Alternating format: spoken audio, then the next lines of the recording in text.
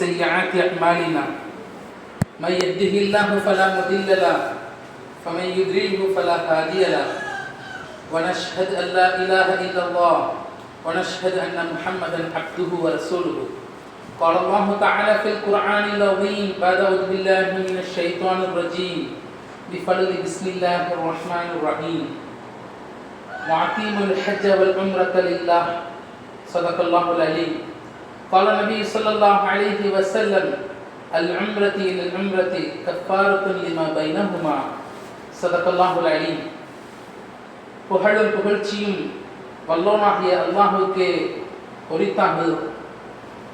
சலாத்தும் சலாமும் கண்மணி நாயகம் ஸல்லல்லாஹு அலைஹி வஸல்லம் அவர்களின் மீது என்றென்றும் நின்று நிலவட்டுமாக என்று உங்கள் அனைவருக்கும் என்னுடைய சலாத்தை முதன்கண்ணாக தெரியப்படுத்தி இந்த புனிதமிக்க உம்ராவுடைய பயானுடைய நிகழ்ச்சியை ஆரம்பிக்கிறோம். அஸ்ஸலாமு அலைக்கும் வரஹ்மத்துல்லாஹி வபரகாத்துஹு. அல்லாஹ்வுடைய இறை இல்லத்தை சந்திக்கக்கூடிய மிக முக்கியமான ஒரு பயணம்.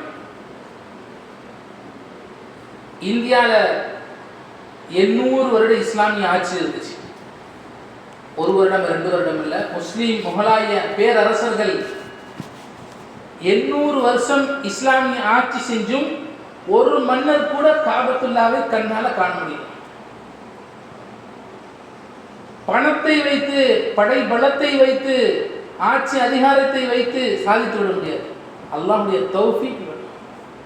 காபத்துல்லாவை கண்களால் பார்க்கக்கூடியது எவ்வளவு பெரிய இபாதத்துன்னு சொன்னால், ஒரு மனிதன் 600 வருடம் ஒரு இடத்துல என்ன செய்யறான்னு சொன்னால் இபாதத்தில் இருக்கிறார். 600 வருஷம் ஒரு நொடி காபத்துல்லாவை கண்ணால பார்க்கிறார். அந்த 600 வருட இபாதத்தை விட இது சிறந்ததுன்னு எழுதுறாங்க கிதாபுல. வாழ்க்கை எவ்வளவு? 60க்கும் 70க்கும் தான்.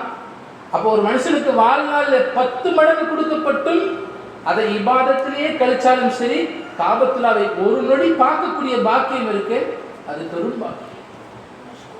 அப்படிப்பட்ட உம்ராவுடைய ஹஜ்ஜுடைய இந்த அமலுடைய இந்த சபை இருக்குதே, அல்லாஹ்விடத்தில் நாம நம்மளை சரண்டர் ஆகுது. அல்லாஹ்விடத்தில் நம்மை ஒப்படைக்கக்கூடிய ஒரு அமல் தான் ஹஜ்ஜும் உம்ராவும் தவாஃப். ஆதம் அலைஹிஸ்ஸலாம் அவர்கள் முதலாவது தொழுகை அவர்களுக்கு கடமையாக்கப்படலை. அதற்கு முதலாவதாக மனிதன் முதலாவது செய்த அமல் தவாஃப், ஹஜ்ஜுடைய அமல், உம்ராவுடைய அமல். காபத்துல்லாவை வலம் வந்தார்கள். அப்ப எவ்வளவு உயர்ந்த அமலாக இருக்கு. அல்லாஹ் தஆலா ஒரு மனிதனை பக்குவப்படுத்துறான். அன்று பிறந்த பாலகனை பார்க்கிறான். காரணம் ஏன்?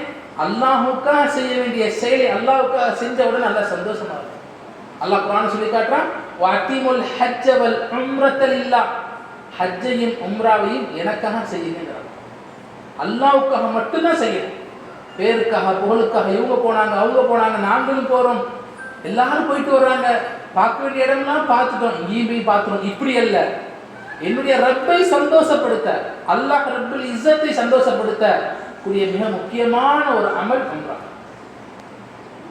அல்லாஹ்வுடைய தூதர் ஸல்லல்லாஹு அலைஹி வஸல்லம் சொல்லி காட்டினாங்க, ஒரு மனிதர் உம்ரா செய்கிறாரு, ஒரு 5 வருஷமா 10 வருஷமா ஆயிடுச்சு, திருப்பி அடுத்த ஒரு உம்ரா செய்கிறாரு, அந்த 5-10 வருஷத்துடைய குற்ற பரிகாரம் சொன்னாங்க. அல் உம்ரதி இலல் உம்ரதி கஃபாரத்து லிமா பைனஹுமா. அல்லாஹ் எல்லா பாவத்தையும் மன்னிச்சிடுவான். இன்னொரு ஹதீஸ்ல வந்திருக்கு, உம்ரா எப்படிப்பட்ட அமல்னு சொன்னால், உம்ராவுடைய அமல் ரசூலுல்லாஹி ஸல்லல்லாஹு அலைஹி வஸல்லம் சொல்லி காட்டினாங்க, ஹஜ்ஜுடைய பாக்கியத்துடைய ஹஜ்ஜுடைய அமலை போல் எல்லா பரக்கத்துகளும் கிடைக்கும், ஆனால் கொஞ்சம் குறைவுன்னு சொன்னாங்க. கொஞ்சம் குறைவு. ஹஜ்ஜுக்கு எப்படி சிறப்புகள் இருக்குதோ அதே போல அவருக்கு என்ன செய்யப்படும்? எல்லா பாக்கியமும் கிடைக்கும், மன்னிப்பும் கிடைக்கும், ஆனால் கொஞ்சம் குறைவாக கிடைக்கும். ஹதீஸ்ல இந்த அளவுக்கு உம்ராவை பற்றி ரசூலுல்லாஹி ஸல்லல்லாஹு அலைஹி வஸல்லம் என்ன செஞ்சாங்க? எத்தனை உம்ரா செஞ்சாங்க? ரசூலுல்லாஹி ஸல்லல்லாஹு அலைஹி வஸல்லம் 4 முறை உம்ராவுக்காக இஹ்ராம் கட்டியிருக்காங்க. அதுல ஒரு முறை உம்ராவும் ஹஜ்ஜையும் பூர்த்தி செய்ய இஹ்ராம் கட்டியிருக்காங்க. சுன்னத்தான ஒரு அமல். அது எப்போ வாஜிபாகும்? பணம் அல்லாஹ்வுடைய கிருபை கூட இன்னைக்கு நமக்கு அல்லாஹ் தந்திருக்கிறான், இப்போ அவர் செய்யறது வாஜிப், செய்யலைன்னா குற்றமாயிடும். ஆனா அல்லாஹ் இறுக்கி பிடிச்சி ஹஜ்ஜுக்கு கேள்வி கேட்க மாட்டான். ஆனா அவனுக்கு உம்ராவுடைய வசதி இருந்துச்சு. ஆரம்ப காலத்துல இந்தியாவில இருந்து ஒரு மௌலானா அவர்கள் ஒரு பெரிய சொத்தை வித்து ஃப்ளைட்ல ஹஜ்ஜு உம்ராக்கு போயிட்டு இருந்தாங்களாம். ஃப்ளைட்ல போயிட்டு சொத்தை வித்து நீ உம்ராக்கு போயிட்டு வரியப்பா அப்படின்னு சொல்ல சொன்னாங்களா, முழு உலகத்தை வித்து போகணும்னாலும் நான் போவேன். அது ஒரு பெரிய சுன்னத். அதோடைய மதிப்பு என்ன செய்யாது உங்களுக்கு தெரியல. அதனால தான் நீங்க என்ன செய்றீங்க, ஒரு சொத்தை வித்தா போறேன்னு சொல்லி கேட்குறீங்க என்பதாக டெல்லியுடைய ஒரு பெரிய அவுலியா பார்த்தாயிட்டாங்க. அவங்க சொல்லி காமிட்டாங்க. அவ்வளவு பெரிய முக்கியமான அமல். எங்க போறோம், எப்படிப்பட்ட இடத்துக்கு போறோம்? மக்கா அல் முக்கர்ரமா. அல்லாஹ் குர்ஆன்ல சொல்லி காட்டான். மக்கா அப்படிங்கிற அந்த ஊரை பலவிதமா அல்லாஹ் அழைக்கிறான். பக்கா, தாபா, தைபா, உம்முல் குரா, வாதி என்பதை அழைக்கிறான். அல்லாஹ் ஒரு இடத்துல சொல்றான், இன்ன அவ்வல பைத்தி உலிய லின்னாசி லில்லதி பக்கத்தம் முபாரகா வ ஹுதல் லில் ஆலமீன். அல்லாஹ் சொல்றான், இன்ன அவ்வல் முதலாவது கட்டப்பட்ட வீடு காபத்துல்லாஹ். உலகம் முழுக்க நீரால் நிரம்பி இருந்துச்சு. அல்லாஹ் பூமியை என்ன செஞ்சான், நீருக்குள்ள இருந்து வெளியாக்குறான். எப்படி வெளியாக்குனா அல்லாஹ் தஆலா, ஒரு சின்ன ஊர் வெளியாச்சு. எங்க? இன்னைக்கு காபத்துல்லாஹ் இருக்கிற இடத்துல தான். வெறும் மணல் மேடாக இருந்துச்சு இந்த இடம். அங்கிருந்து தான் முழு உலகத்தை அல்லாஹ் விரிச்சான். அங்கதான் முதலாவது இறை இல்லம் காபத்துல்லாஹ் கட்டப்பட்டுச்சு.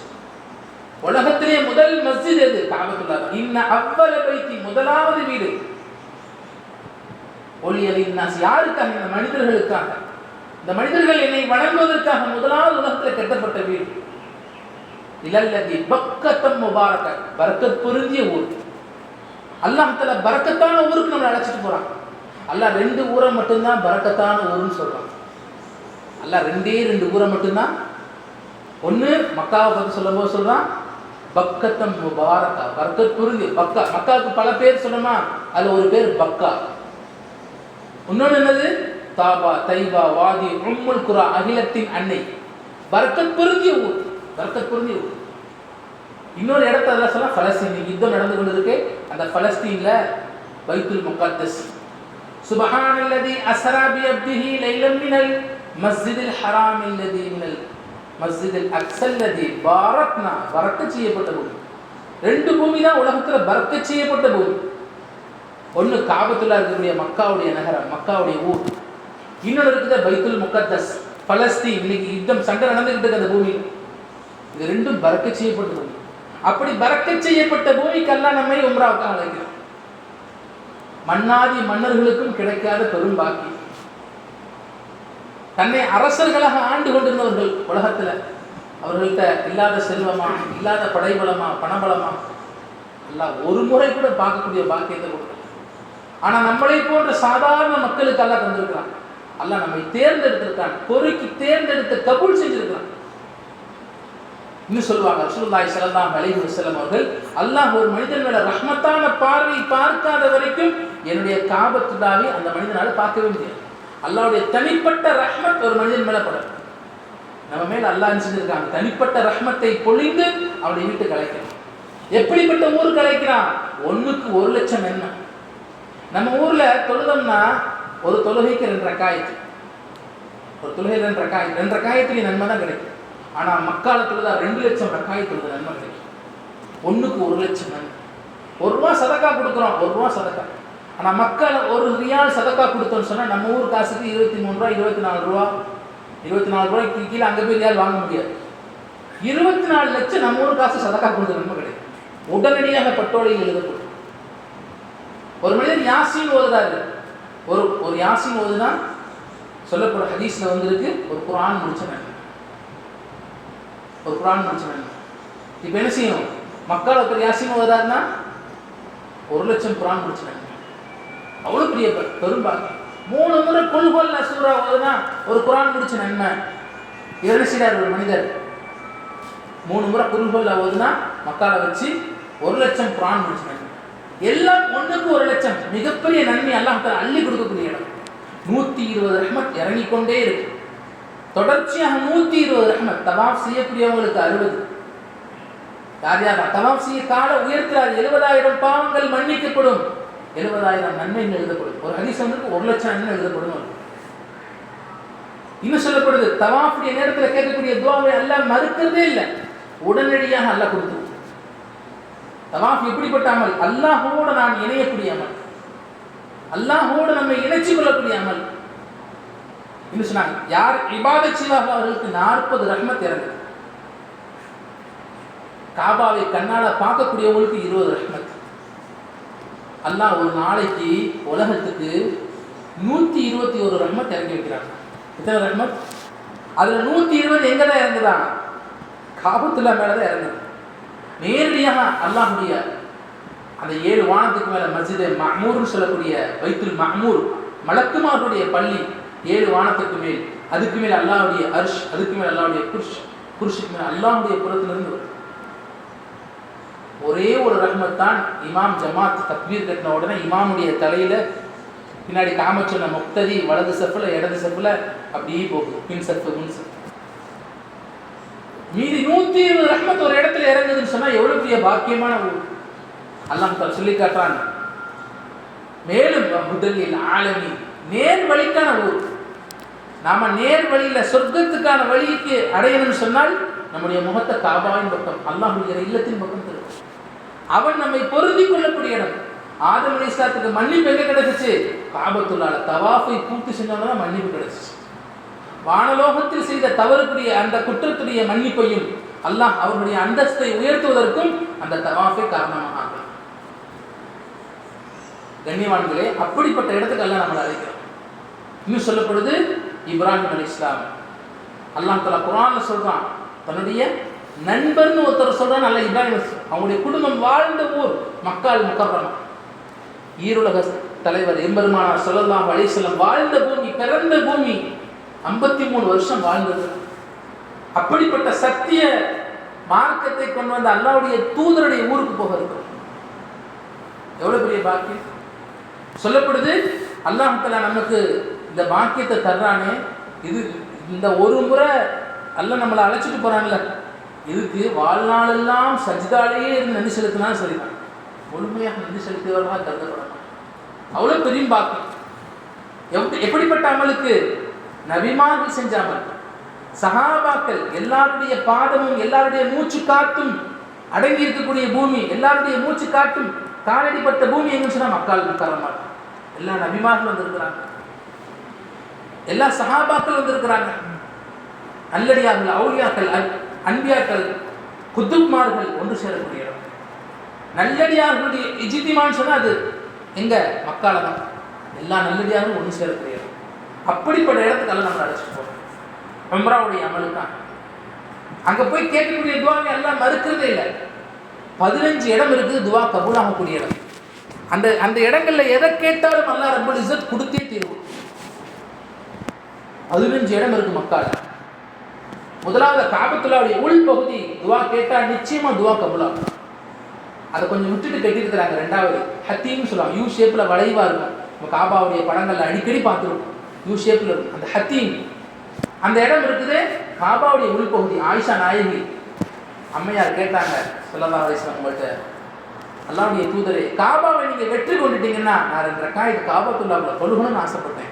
சொன்னாங்க, காபத்துல்லாஹ்க்கு அருகாமையில் விட்டுட்டு கட்டியிருக்கிறாங்க, யூ ஷேப்ல இருக்குல்ல அந்த அரைவட்டம், அந்த அரைவட்டத்துக்குள்ள போய் தொழுங்க, காபத்துல்லாஹ்ல தொழுங்க. அதை விட்டுட்டு கட்டிட்டாங்க. அந்த காலத்துல நல்ல தூய்மையான பொருள் கம்மியா இருந்துச்சு, வட்டி பொருள் அதிகமா இருந்துச்சு, அதனால அதை விட்டுட்டு கட்டிட்டாங்க. நீங்க அந்த இடத்துல போய் தொழுங்கன்னு சொன்னாங்க. இப்போ நமக்கு தொழுகைக்கான சந்தர்ப்பம் கிடைக்கும். அங்கே போனால் அல்ஹம்துலில்லாஹ், ஆண்களுக்கு காலையில், பெண்களுக்கு சாயங்காலத்துக்கு மேலே, நைட்டுக்கு மேலே கொடுப்பாங்க. நம்ம அந்த நேரங்களை சொல்லி என்ன செய்வோம்? அதுக்காகவே காபத்துல்லாவுடைய உள்ள தொழுகக்கூடிய பெரும்பாங்க. அங்கே கேட்ட துவாவெல்லாம் இருக்கிறது. அதில் ஒரு இடம் இருக்குது, காபாவுடைய அந்த மழை தண்ணி விழுகக்கூடிய இடம். அதுக்கு பேர் சொல்லுவாங்க மீசாத் ரஹ்மத். தங்கத்தினால் செய்யப்பட்ட அந்த அந்த ஒரு பைப் மாதிரி வச்சிருப்பாங்க. அந்த இடம் இருக்குது நல்லடியார்களின் முசல்லான்னு சொன்னாங்க. அதை சொல்லலாம். ஆரம்ப காலத்துடைய காபாவுடைய போட்டோவை பார்த்தீங்கன்னா அங்கே ஒரு முசல்லா கிடக்கும், நல்லடியார்களின் முசல்லா. அந்த இடத்துல கேட்கக்கூடிய துவா எல்லாம் மறுக்கிறதே இல்லை. 4வது ஹஜ்ருல் அஸ்வத். ஹஜ்ருல் அஸ்வத் எப்படி? பானை விட வலிமையா இருந்துச்சு. அதோடைய பிரகாசம் எந்த மலைகள் மேலெல்லாம் பட்டுச்சோ அதெல்லாம் ஹரமுடைய பூமி, பாதுகாக்கப்பட்ட பூமி, 1 லட்சம் நன்மையாக தரக்கூடிய பூமி. காஃபிர்கள் இணை வைக்கம் செய்யக்கூடியவர்களுடைய கை பட்டு என்ன ஆகி போச்சு? கருப்பா மாறிடுச்சு. ஹஜ்ருல் அஸ்வத் கருப்பு கல்லா மாறிடுச்சு. ஆனால் அது சொர்க்கத்தின் கல். அந்த ஹஜ்ருல் அஸ்வத்துக்கு அருகாமையில் நீங்க துவா செஞ்சீங்கன்னா உங்க துவா கபூலாகும் சொன்னாங்க. சஹாபாக்கள் கேட்டாங்க, என்ன துவா செய்ய? அல்லாஹும்ம ரப்பனா ஆத்தினா ஃபித் துன்யா ஹஸனா வஃபில் ஆখিরাতি ஹஸனத்தன் வகினா அஸாபன்னார். சுருக்கமான துவா, அதிகமான விளக்கம், அதிகமான பலன்களை அடங்கிய துவான்னு சொன்னாங்க. அஞ்சாவது சொன்னாங்க ரசூலுல்லாஹி ஸல்லல்லாஹு அலைஹி வஸல்லம், ருக்னுல் யமான், யமனுடைய மூலை துவா கபூலாகக்கூடிய இடம். நீங்கள் பார்த்தீங்கன்னா காபால ஒரு மூலையில் ஒரு பகுதியை விட்டு வச்சுருப்பாங்க. அடுத்து சொன்னாங்க ரசூலுல்லாஹி ஸல்லல்லாஹு அலைஹி வஸல்லம், ஆறாவதாக ஒரு இடம் முல்தஸிம், கட்டி அணைத்து துவா செய்யப்படும். காபாவுடைய வாசலுக்கு பக்கத்தில் ஒரு சின்ன சவர் இவ்வளோ பெருசுக்கு, அது பக்கத்தில் போலீஸ்காரர் நிற்பார், ஹஜ்ருல் அஸ்வத். இன்ஷால்லா உங்களுக்கு நம்ம காட்டி தருவோம். காபாவுடைய வாசலில் இப்படி நின்று பார்த்தோம்னா காபாவுடைய வாசலுக்கு இடது பக்கம், இடது கை பக்கம் பார்த்தோம்னா அந்த சவர், அதை கட்டி அணைச்சு ரசூலுல்லாஹ் துவா செய்வாங்க. முல்தஸிம், துவா கபூலாகக்கூடிய இடம், என்ன கேட்டாலும் கிடைக்கும். எட்டாவதாக ரசூலுல்லாஹ் சொல்லி காமிச்சாங்க மக்காமி இப்ராஹிம், வத்தகினி மின் மக்காமி இப்ராஹிம் முஸல்லா. அல்லாஹ் சொல்றான், இப்ராஹிம் நின்ன இடத்துல உங்களுடைய தொழுகையுடைய முஸல்லாவை அமைச்சு கொள்ளுங்கன்னு சொன்னாங்க. அப்படிப்பட்ட இடம் இப்ராஹிம் அலைஹிஸ்ஸலாம் அவர்கள் நின்று காபத்துல்லாவை கட்டிய இடம். அந்த கல்லுக்கு அருகாமையில் கேட்கக்கூடிய துவாவை நிச்சயமா அல்லாஹ் கபூல் செய்வான். 3 கல் இருக்குது காபத்துல்லால, அதுக்கு அருகாமையில் நின்று துவா கேட்டால் துவா கட்டாயம் கபூலாகும். சிலை வணக்கங்கள் செய்யப்பட்டுச்சு ஒரு காலத்தில் காபத்துல்லால, ஆனால் இந்த 3 கல்லை யாரும் என்ன செய்யலை, சிலை வணக்கமாக வணங்கியதே இல்லை. அல்லாஹ் பாதுகாத்து பரிசுத்தப்படுத்தி பக்குவப்படுத்தி வச்சுருந்தா இந்த 3 கல்லும். ஏன்னா இந்த 3 கல்லும் சொர்க்கத்துடைய கல். ஒன்று ருக்னுல் யமான், யமனுடைய மூலை. 2வது ஹஜ்ருல் அஸ்வத், சொர்க்கத்தின் கல். 3வது மக்காமி இப்ராஹிம். அடுத்து ரசூலுல்லாஹ் சொன்னாங்க ஜம்சமுடைய கிணறு, அந்த இடத்துல கேட்கக்கூடிய துவா கபூல். இப்போ அண்டர் கிரவுண்டில் போயிடுச்சு அந்த ஜம்சம் கிணறு. பாபுல் காபா, காபாவுடைய வாசலில் கேட்கக்கூடிய துவாவை எல்லாம் மறுக்கிறதே இல்லை. இன்னும் சொன்னாங்க ரசூலுல்லாஹி அவர்கள், சஃபாவுடைய மலையில் கேட்கும்போது துவா மறுக்கப்படுறதே இல்லை. இன்ன சஃபா வல் மர்வத மின் ஷஆயிரில்லாஹ், அல்லாஹ் சொல்லி காட்டுறான். சஃபாவும் மர்வாவுடைய அத்தாட்சிங்கிறான். அந்த சஃபா மருவால துவாவை கேட்டோம்னா துவாவை எல்லாம் மறுக்கிறதே இல்லை. மருவாவுடைய மலையில் ஆண்கள் பச்சை விளக்கில் ஓடணும். சஃபா மருவாக்கு மத்தியில் பச்சை விளக்கில் ஓடணும். அந்த இடம் வாதி அக்ரமேன்னு சொல்லுவாங்க. அந்த இடத்துல கேட்கக்கூடிய துவாவையும் அல்லாஹ் மறுக்கிறதே இல்லை, மறுக்கிறதே இல்லை. அப்படிப்பட்ட அல்லாஹ்வால் துவா கபூலாகக்கூடிய இடத்துக்கு எல்லாம் அழைச்சிட்டு போகிறான். மீதி 2 இடம் எங்கே இருக்குது? மீனால ஒரு இடம் இருக்குது, அரஃபால ஒரு இடம் இருக்குது. 13 இடம் காபத்துல்லாவை சுற்றி காபத்துல்லாவுக்கு அருகாமையில் இருக்குது. இந்த இடங்களெல்லாம் துவா கேட்டு நம்முடைய பாவத்தை அல்லாஹ்விடத்தில் சொல்லி மன்றாடி அழுது தௌபா கபூலியத்தாகக்கூடிய இடமாக அல்லாஹ் வச்சிருக்கான். என்ன கேட்டாலும் அல்லாஹ் கொடுப்பான், என்ன கேட்டாலும் அல்லாஹ் கொடுப்பான். அல்லாஹ்ட்ட பிரயோஜனம் அளிக்கக்கூடியதை கேட்டுக்கணும். மிஸ்ஸால உங்களுக்கு நம்ம ஒவ்வொரு இடத்துலையும் நின்று சொல்லி கொடுப்போம், இதே இப்படி கேளுங்க, இதே அல்லாஹ்ட்ட இப்படி கேளுங்க, இதே இப்படி சஹாபாக்கள் கேட்டாங்க, நபிமார்கள் கேட்டாங்க. இது மாதிரி கேட்டு அல்லாஹ்ட்ட பெற்றுக்கொள்ளக்கூடியதெல்லாம் மாறி இருந்துச்சு. மிக முக்கியமான ஒரு துவா கபூலாகக்கூடியதுன்னு கேட்டால், இஹ்ராம் அணிந்த உடனே காபத்துல்லாவின் முதல் பார்வை பார்க்கக்கூடிய நேரத்தில், காபாவை முதல் பார்வை பார்க்கணும், அப்போ துவா கபூல் கேட்டால் அல்லாஹ் நிச்சயமாக தருவான். உம்ராவுடைய அமல்கள் இருக்குது, மிக லேசான அமல்கள் உம்ராவுடைய அமல்கள். 4 அமல்கள் தான் உம்ராவுடைய மிக முக்கியமான அமல். எத்தனை அமல்கள்? 4 அமல்கள். முதலாவது இஹ்ராம் அணியல். இஹ்ராம் அணிந்து நியத்து சொல்லி தல்பியா ஓதும். நியத்து சொல்லணும், தல்பியா ஓதும். இது மிக முக்கியமான ஒரு அமல். இதை எங்கே செய்யணும்? நம்ம ஃப்ளைட்டில் மக்காவுக்கு 100 கிலோமீட்டருக்கு முன்னாடி, நம்ம இந்தியாவிலேருந்து போகும்போது 100 கிலோமீட்டருக்கு முன்னாடி எலம்லம்னு ஒரு இடம் வரும், அதுக்கு முன்னாடி செஞ்சுருக்கணும். இல்லைன்னு சொன்னால் ஒரு எல்கைக்கு போய் தான் செய்யணும். நம்மலாம் முசாஃபிர் பிரயாணியாக போகிறோம். இப்போ நம்ம ஏர்போர்ட்டில் ஏறின உடனே என்ன செய்வோம்? நமக்கு போகும்போது குவைத் ஏரில் போகிறோம். அந்த குவைத் ஏரில் என்ன செய்வோம்? 2வது ஃப்ளைட் மாறினோடனே என்ன செஞ்சிருவோம்? நம்ம ஏர்போர்ட்டில் வச்சு இன்ஷா அல்லாஹ் நியத்துக்களை வச்சு இன்ஷா அல்லாஹ் நம்ம என்ன செய்வோம்? ஃப்ளைட்டில் ஏறி பயணம் செய்வோம். இந்த இஹ்ராம்னா என்ன? அல்லாஹ் சில விஷயத்தை தடுக்கிறான் இஹ்ராமுடைய நிலையில். இஹ்ராம்ங்கிறது ஆடை இல்லை, நல்லா விளைவிக்கணும். எல்லாரும் என்ன நினச்சி வச்சுருக்குறோம்? இஹ்ராம்னா அது ஒரு தனி ட்ரெஸ்ஸு அப்படின்னு நினைக்கிறேன். இல்லை, இஹ்ராம்ங்கிறது ஒரு நிலை. தக்பீர் கட்டினோன்னு ஒரு நிலை எப்படி இருக்குது? பேசக்கூடாது, சலாமுக்கு பதில் சொல்லக்கூடாது, சாப்பிடக்கூடாது, தூங்கக்கூடாது. அல்லாஹ்வுக்குன்னு மாறி இருக்குது பார்த்தீங்களா? இது மாதிரி இஹ்ராம்ங்கிறது ஒரு நிலை. இதில் 8 விஷயத்தை செய்யக்கூடாது. என்ன செய்யக்கூடாது? முதலாவதாக ஆண்கள் கலர் ஆடை உடுத்தக்கூடாது, அது தைக்கப்பட்ட ஆடையாகவும் இருக்கக்கூடாது. வேஷ்டி மூட்டாத வேஷ்டியாக இருக்கும். எந்த தையலும் வந்திருக்கக்கூடாது, எந்த தையலும் வந்திருக்கக்கூடாது. அப்படிப்பட்ட ஆடையாக இருக்கும். கீழே ஒரு ஆடை, மேல் ஒரு ஆடை, கீழே ஒரு ஆடை, மேல் ஒரு ஆடை. பெண்கள் அலங்காரமான ஆடைகள் உடுத்தக்கூடாது. இஹ்ராமுடைய நிலைக்கு முன்னாடி இதெல்லாம் இருக்கணும். இஹ்ராமுடைய நிலைக்கு முன்னாடி இதெல்லாம் இருக்கணும். பெண்கள் என்ன செய்யணும்னு சொன்னால், இஹ்ராமுடைய நிலைக்கு வர்றாங்கன்னு சொன்னால் அவங்களுடைய கையுடைய வெண்மை க்ளவுஸ் மாட்டக்கூடாது. மூஞ்சியை ஒட்டி துணி போடக்கூடாது. வேணா தடுப்பு மாதிரி வச்சு போட்டுக்கலாம், இல்லை ஒரு அட்டையை வச்சு மறைச்சிக்கலாம், அட்டையை வச்சு மறைச்சிக்கலாம். இது ஷர்ட், இது ஷர்ட். ஆண்கள் தலையில் தொப்பி போடக்கூடாது, முகத்தை மறைக்கக்கூடாது. தூங்குனாலும் சரி, நல்லா விளங்கிங்கன்னா, தூங்குனாலும் ஆண்களும் பெண்களும் எப்படி தான் இருக்கணும்? படுத்துக்கிட்டு தூங்கினாலும் கலர் ஆடையோ பெட்ஷீட்டோ முகத்தையோ தலையவோ காலையோ மறைச்சிடக்கூடாது. கீழே ஒரு ஆடை ஆண்கள் உடுத்தியிருக்கணும், மேலே ஒரு ஆடை, அவ்வளோதான். தைக்கப்பட்ட எந்த உள்ளாடைகளும் உடுத்தக்கூடாது ஆண்கள். ஆனால் பெண்களுக்கு இறுக்கமான ஆடைகள் உடுத்தக்கூடாது. கலர் ஆடைகளில் உடுத்தலாம், தாராளமாக உடுத்தலாம். ஆனால் பட்டு சேலை, ஆடம்பரமான ஆடைகளை உடுத்தக்கூடாது பெண்கள். அதுக்காக வெள்ளை ஆடை உடுத்த சொல்லி யாரும் கட்டாயம் வெள்ளை ஆடை அப்படி ஒரு மார்க்கம் அப்படி நமக்கு சொல்லலை. சில பேர் சொல்லுவாங்க, காபாக்கு போகும்போது வெள்ளை ஆடை உடுத்துங்க, மதினா போகும்போது பச்சை ஆடை உடுத்துங்க. அப்படி ஒரு வழியை ரசூலுல்லாஹ் காட்டி தரவே இல்லை. நல்லா விளைவிக்கணும்.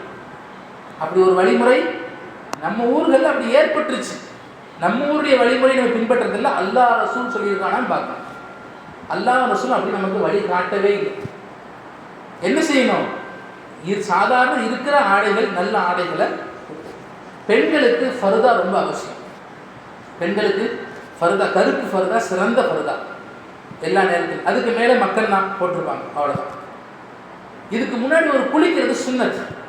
உம்ரால என்ன செய்யறது? குளிக்கிறது, நம்ம முடிகளை களையிறது, தேவையில்லாத விஷயங்கள் எல்லாத்தையும் ஊர்லேயே முடிச்சுட்டு போகிறது சுன்னத். குளிக்கிறது கட்டாயமா இல்லை, குளிச்சால் அதுக்கு பெரிய நன்மை இருக்கு. அந்த குளிக்கும் போது உள்ளத்தில் உணர்வு ஏற்படணும், ஒரு ஜனாசாவாக என்னை குளிப்பாட்டினா எப்படி இருக்கும்? நான் அல்லாஹ்விடத்தில் ஒப்படைக்கிறேன். என்னையே நான் என்னுடைய கல்வை, என்னுடைய உடலை, என்னுடைய எல்லாத்தையும் யார்கிட்ட ஒப்படைக்கிறேன்? அல்லாஹ்ட்ட. அந்த நிலை என்கிட்ட ஏற்படணும். சில உலமாக்கள் கிதாப் எழுதுறாங்க, நல்ல தண்ணி நிறைய வச்சு நல்லா மணக்க என்சில் சோப் போட்டு நல்லா குளிக்கும். குளிச்சு முடிச்சுட்டு இஹ்ராமுக்குன்னு வச்சு அந்த தூய்மையான ஆடையை உடுத்தி கொண்டு ஃப்ளைட்டில் ஏறுங்க. எழுக வர்றதுக்கு முன்னாடி என்ன செய்யணும்? எழுக வர்றதுக்கு முன்னாடி நியத்து வைக்கணும். லப்பைக உம்ரத்துன், லப்பைக நான் ஆஜராகிறேன் உம்ராவுக்காக, உம்ரத்துன், அவ்வளோதான். ஏன்னா நான் உம்ரா செய்ய நாட்டம் கொள்கிறேன், எனக்கு லேசாக்கி தருவாயா. அரபியில் தான் சொல்லணும், கட்டாயம் இல்லை. தமிழில் தாராளமாக சொல்லலாம். அல்லாஹ்க்கு எல்லா பாஷையும் மறைஞ்சேன். ரசூலுல்லாஹ் அரபி பாஷையில் சொன்னதுக்கு காரணம் என்னன்னு கேட்டால், ரசூலுடைய தாய் பாஷை அரபி பாஷை. லப்பைக்க உம்ரத்துன், அவ்வளோதான். இந்த வார்த்தையை சொன்ன உடனே என்ன சொல்லணும்? லப்பைக் அல்லாஹும்ம லப்பைக், லப்பைக லா ஷரீக லக லப்பைக், இன்னல் ஹம்த வன் நிஅமத லக வல் முல்க் லா ஷரீக லக். திருப்பி சொல்லுங்க. லப்பைக் அல்லாஹும்ம லப்பைக், லப்பைக லா ஷரீக லக லப்பைக், இன்னல் ஹம்த வன் நிஅமத லக வல் முல்க் லா ஷரீக லக். لبيك اللهم لبيك، لبيك لا شريك لك لبيك، إن الحمد والنعمة لك والملك لا شريك لك. இந்த தல்பியாவை மொழியும். இதை அவசியம் மனப்பாடம் பண்ணிக்கணும். முதல் விஷயம் இதை மனப்பாடம் பண்ணிக்கணும்.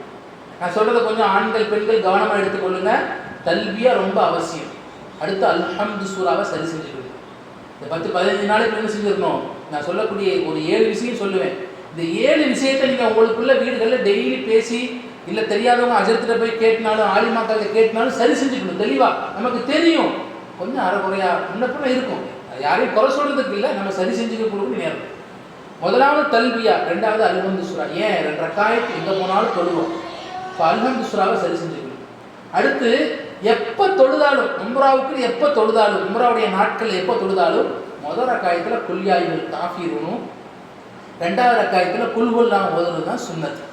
காபத்துல்லாஹ் தொழுதாலும் சரி, ஊர்லேருந்து கிளம்பும் போது மதீனாவுக்கு போனாலும் சரி, இதுதான் சிறந்த தொழுகை. அப்போ நமக்கு என்ன செஞ்சிருக்கணும்?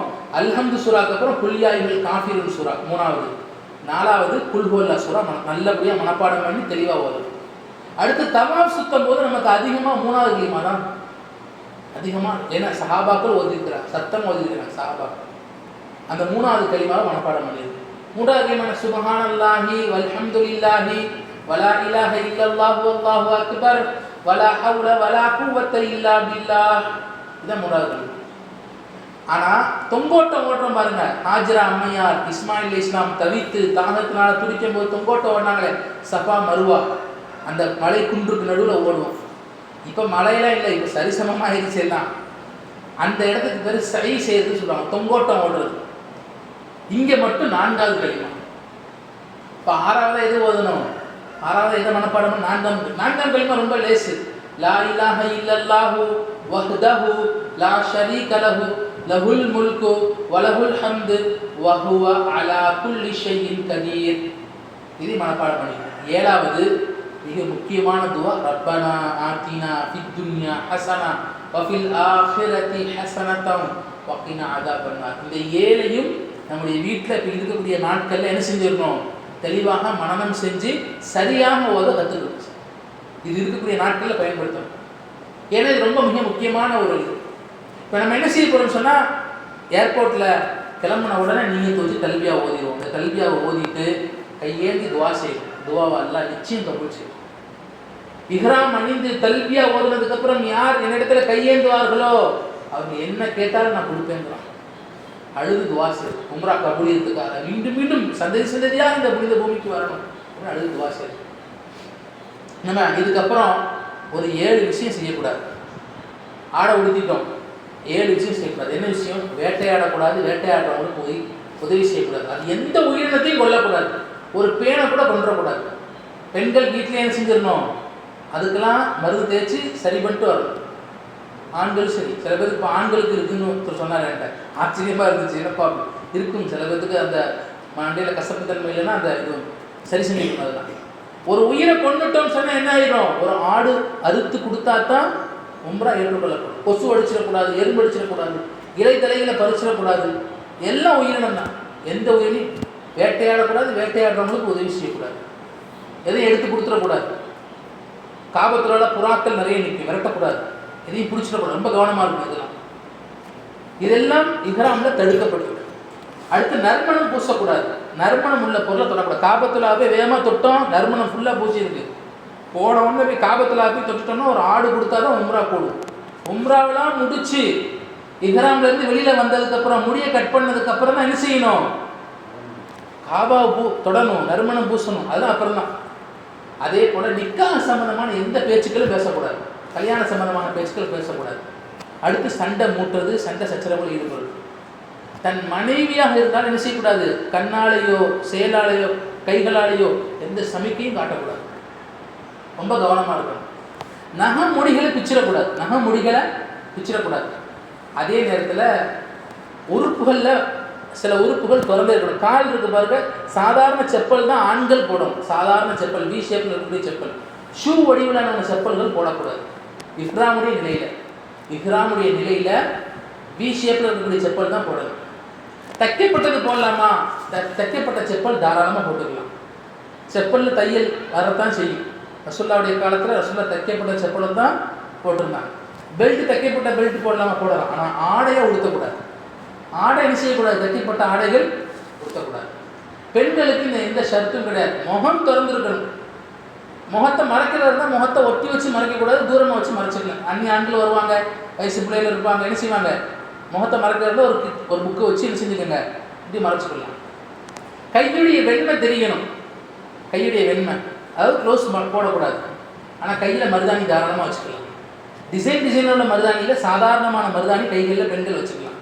ஆண்களுக்கு அப்படி எந்த ஷர்த்தும் கிடையாது. சரி, இப்போ மாஷா அல்லாஹ் போய் பயணமாகிறோம், அந்த நேரத்தில் தொழுகை இல்லாத காலமாக பெண்களுக்கு வந்துருச்சுன்னா எந்த கவலையும் பட வேண்டிய அவசியமே இல்லை. போய் இறங்கி மக்கால ரூமில் இருப்போம். நம்ம என்ன செய்யலாம், அந்த 2 நாள் 3 நாளுக்கு அப்புறம் தாராளமாக என்ன செய்யலாம், உம்ராவுக்கு உள்ளே போகலாம். இல்லை நியத்து வச்சதுக்கப்புறம் தொழுகை இல்லாமல் ஆயிடுச்சு, கவலைப்பட வேண்டிய அவசியமே இல்லை. 9 நாள் மக்கால தான் இருக்க போகிறோம், ஒரு வாரத்துக்கு மேலே என்ன செய்யலாம், தாராளமாக உம்ரா செய்யறது எந்த ஆனால் கிளம்பும் போது என்ன செஞ்சிடணும், கட்டாயம் நியத்தை வச்சிடணும். என்ன வச்சிடணும், நியத்தை மட்டும் வைக்காமல் உள்ளே போயிடக்கூடாது. நியத்தை வச்சுட்டு போனால் தான் காத்திருந்து பொறுமையாக இருந்து அந்த உம்ராவை பூர்த்தி செய்ய முடியும். ஆனால் இப்போ சில மாத்திரைகள் யூஸ் பண்ணலாமாங்கிற சந்தேகங்கள்லாம் வரும். உங்களுடைய டாக்டர் உங்களுடைய உடல்நிலையை நல்லா தெரிஞ்சு விளக்கம் உடையவர்கள் சொல்லி உங்களுக்கு இது எந்த சைடு எஃபெக்ட்டும் வராதுன்னு சொன்னால் தாராளமாக பயன்படுத்தலாம். ஆனால் உங்களுக்கு உபாதை ஏற்படுற மாதிரி சைடு எஃபெக்ட் ஏற்படுற மாதிரி எந்த மாத்திரைகளையும் தயவுசெய்து பயன்படுத்தாதீங்க. இங்கேயே ஜம்சம் குடிச்சு நோன்பு வச்சு நியத்தை வச்சு துவா செஞ்சுட்டு போங்க, அல்ல லேசாக கேட்பான். ஒரு பெண்மணி வாழ்ந்தாங்க, ஹாரூன் ரஷீத் பாதுஷாவுடைய மனைவி ஜுபைதா மையார். அவங்க ஹஜ்ஜுக்கு போகும்போது அல்லாட்ட நேர்ச்சி செஞ்சாங்க, நான் ஹாஜிகளுக்கு தண்ணீருடைய ஏற்பாடு செய்வேன், நான் ஹஜ்ஜுக்கு போயிட்டு வர காலம் முழுக்க தொழுகையுடைய காலமாக இருக்குன்னு சொன்னாங்க. இன்றைக்கி மாதிரி என்னைக்கு கிடையாது. பஸ்ராலேருந்து ஈராக்லேருந்து ஹஜ்ஜுக்கு போயிட்டு வர்றதுக்கு 6 மாதம் ஆகுமா. 6 மாதமாக அல்லாஹ்தாலா அந்த பெண்மணிக்கு தொழுகையே தந்தாங்க. வாலிப வயசு தான், வயசானவங்க கிடையாது, வாலிப வயசு. தொழுகையான காலமாகவே அல்லாஹ் தந்தான். ஒரு நாள் கூட ஒரு வக்து கூட அல்லாஹ் என்ன செய்யலை, அவங்களுக்கு தொழுகை இல்லாமல். காரணம் ஏன்? அவங்களுடைய அழுகை தொழுகை துவா அல்லாவுடைய இருக்கு. அதனால் அல்லாட்ட கேளுங்க, அல்லாஹ் அதுக்கான வழியை தரும்.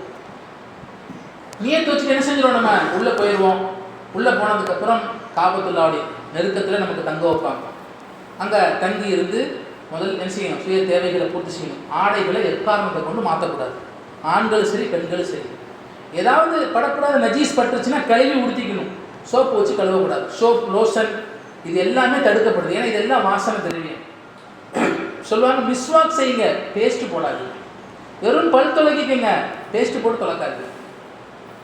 சாதாரண மனுஷன் சும்மா கையை கழுவிக்கலாம், லோஷனோ ஆயில்மெண்ட் எதுவும் போட்டு பழகும்.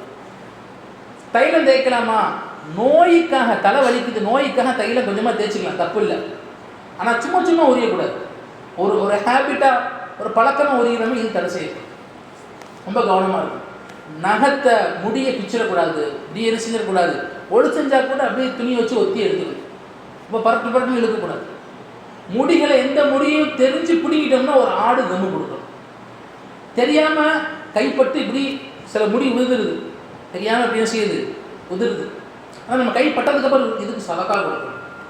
அதுவாக இருந்துச்சுன்னா எந்த குற்றமும் இல்லை.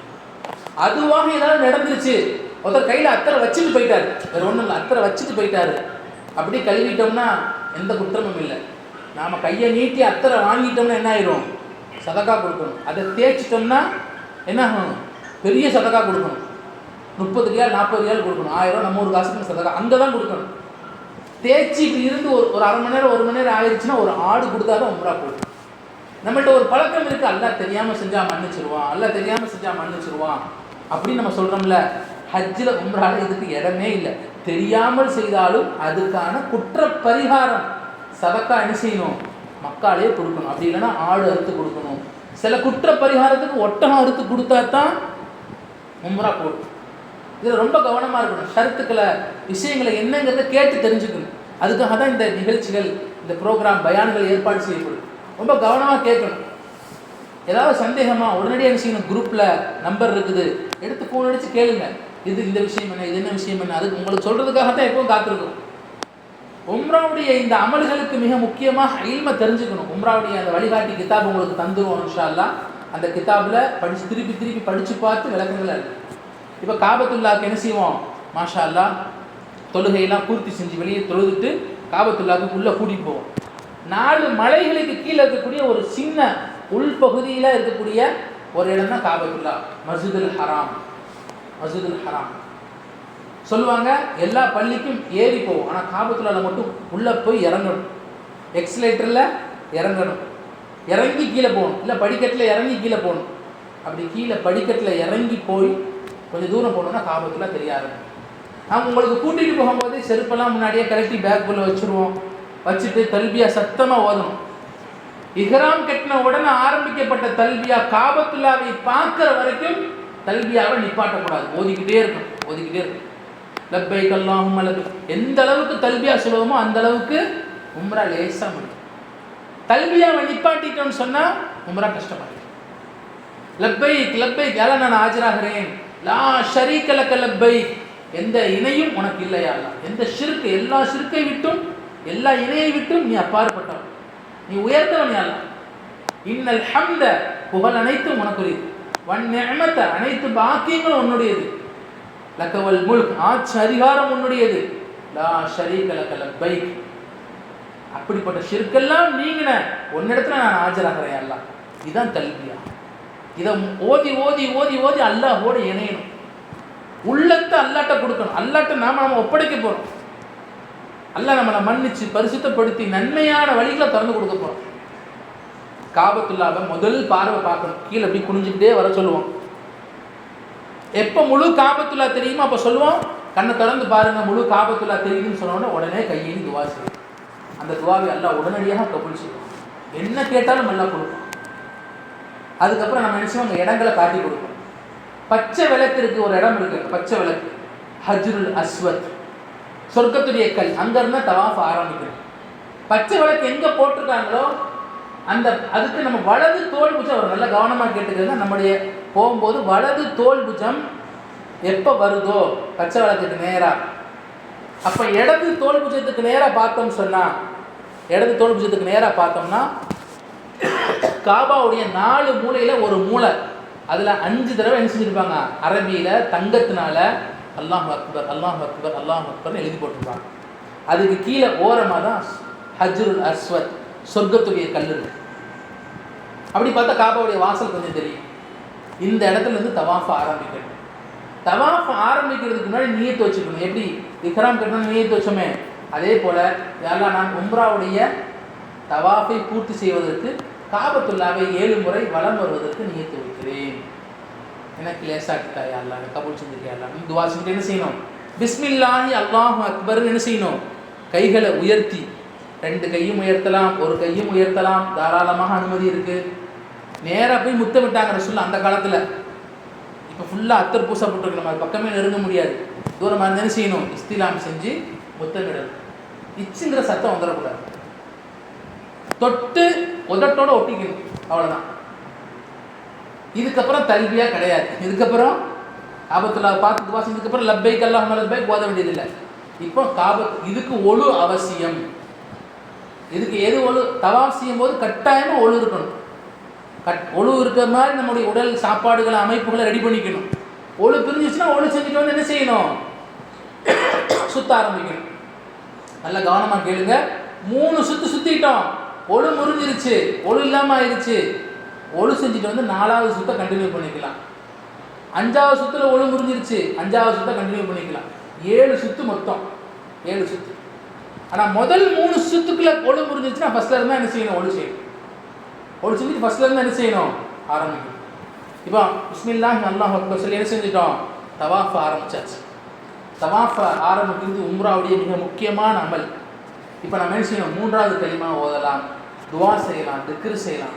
ரசூலுல்லாஹ் சத்தமாக எதையுமே அந்த இடத்துல சொல்லவே இல்லை.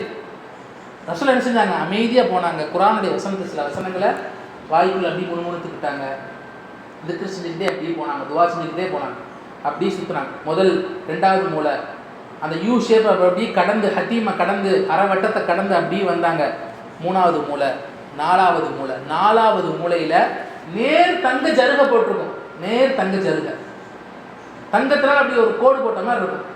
ஒரு இடத்துல அல்லாஹ் அக்பர்னு எழுதியிருப்பாங்க மூலையில் 5 தடவை, இன்னொன்று இருக்குது நேராக தங்க ஜருக போட்டிருப்பாங்க. இதெல்லாம் உங்களுக்கு அந்த இடத்துல இப்போ என்ன செய்வோம், நாங்கள் இடத்துல நிப்பாட்டி இது பாருங்கள், இந்த இடத்த பாருங்கள், முதல்ல காட்டி கொடுத்துட்டு தான் நாங்கள் தவாஃப் ஆரம்பிப்போம். சரிங்களா?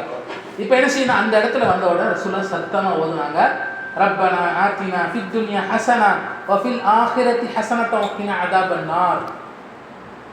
யா அல்லாஹ், ரப்பனா ஆத்தினா ஃபித் துன்யா ஹஸனா, இந்த உலகத்துடைய மறுமையுடைய அனைத்து நலவுகளையும் எங்களுக்கு தான், சிறந்தது தான், சிறந்தது உன்கிட்ட கேட்கிறோம் என்பதா அல்லாஹ் என்ன செய்யுது, அல்லாஹ்ட்ட தாயா கேட்கறது கூடிய பக்கினா அஸாபன் நார், நரக நெருப்பை விட்டு எங்களை பாதுகாக்கிறாங்க.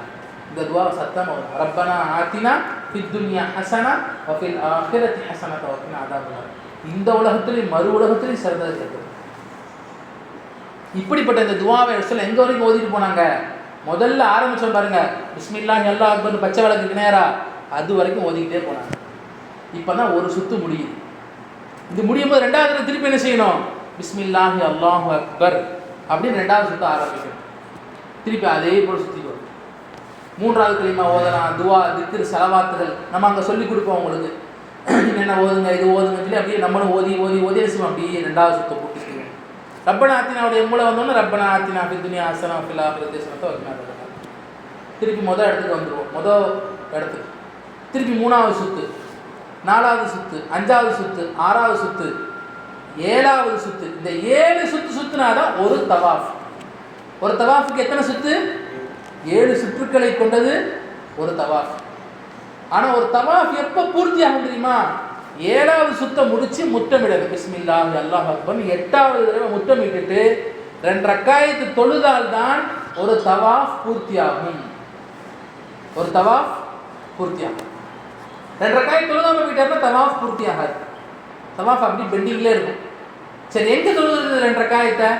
ரசூல்லா தொழுத இடம் இருக்குது மக்காமி இப்ராஹிம். அந்த தங்க கூண்டு இருக்கும் பாருங்க, காபத்துள்ள தங்க கூண்டு, தங்கமாக ஒரு கூண்டு மாதிரி காபாவுடைய வாசலுக்கு நேராக வச்சுருப்பாங்க. அந்த இடத்துக்கு பேர் மக்காமி இப்ராஹிம். இப்ராஹிம் அலைஹிஸ்ஸலாம் நின்று கெட்டி, காபத்துல்லா நின்று கெட்டி துவா செஞ்ச இடம். அந்த இடத்துல தான் ரசூல்லா தொழுதுருக்குறாங்க. இப்போ அங்கே நம்மளால் தொழுக முடியுமான்னு கேட்டால் முடியாது. காரணம் ஏன்னா மக்கள் எல்லாம் தவாஃப் செஞ்சுக்கிட்டு இருப்பாங்க. நம்ம தலைக்கு கீழே கொஞ்சம் குனிஞ்சா போது நம்மளை மிதிச்சிடுவாங்க, தள்ளிடுவாங்க. அந்தளவுக்கு அந்த இடம் கூட்டமாக இருக்கும். அதனால சொல்கிறாங்க உலமாக்கள், காபாவுடைய எந்த பகுதியில் இருந்தும் 2 ரக்காய் தொழுகலாம். சிறந்தது அதுக்கு நேராக பின்னாடி வந்து தொழுகிறது. அந்த மக்காமி இப்ராஹிமுக்கு நேராக அப்படி பின்னாடி வந்து 2 ரக்காய் தொழுகணும். காபாவுடைய அந்த 2 ரக்காய் தஹீத் சொல்லுவாங்கள்ல, ஒவ்வொரு பள்ளிக்குள்ளே போனால் 2 ரக்காய் தொழுகணும்னு சொல்லுவாங்க. இப்போ உம்ராவுடைய மிக முக்கியமான அந்த 2 ரக்காயத்தை நியத்து வச்சுக்கணும். உம்ராவுடைய நஃபில் 2 ரக்காய். 2 ரக்காய் தொழுகும் போது முதல் ரக்காயத்தை அல்ஹம்து சூரா ஓதுனதுக்கப்புறம் குல் யா அய்யுஹல் காஃபிரூன் சூரா ஓதணும். 2வது குல் ஹுவல்லாஹ் சூரா ஓதணும். ஓதி நம்முடைய இந்த தொழுகையை பூர்த்தி செய்ததுக்கப்புறம் உம்ராவுடைய கபூலியத்துக்காக துவா செய்யணும். காபத்துல்லாவை கெட்டிவிட்டு மகனும் தந்தையும் இப்ராஹிம் அலைஹிஸ்ஸலாமும் இஸ்மாயில் அலைஹிஸ்ஸலாம் கெட்டிட்டு, யா அல்லாஹ் இந்த இறை பணியை, இந்த காபத்துல்லாவை கெட்டின இந்த அமலை ஏற்றுக்கொள் யா அல்லாஹ்னு என்ன செஞ்சாங்க? அல்லாஹ்ட்ட அழுது துவா செஞ்சாங்க. எங்களுடைய உம்ராவை, எங்களுடைய வாழ்க்கையில் செஞ்ச நல்ல அமல்களை ஏற்றுக்க, பாவத்தை மன்னிச்சிருந்து அந்த இடத்துல கதறி துவா செய்யக்கூடியது. மீதி இருக்கக்கூடிய அடுத்து மிக முக்கியமான ஒரு அமல் சை செய்ய போகணும். சஃபாவுடைய மலைக்கு போகணும். 3வது அமல்.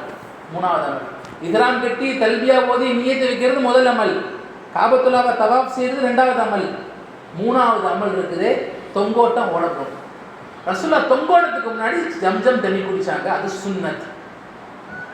நோம்புடைய காலம் குடிக்க முடியாது, நோம்பு வச்சிருந்தாலும் குடிக்க முடியாது.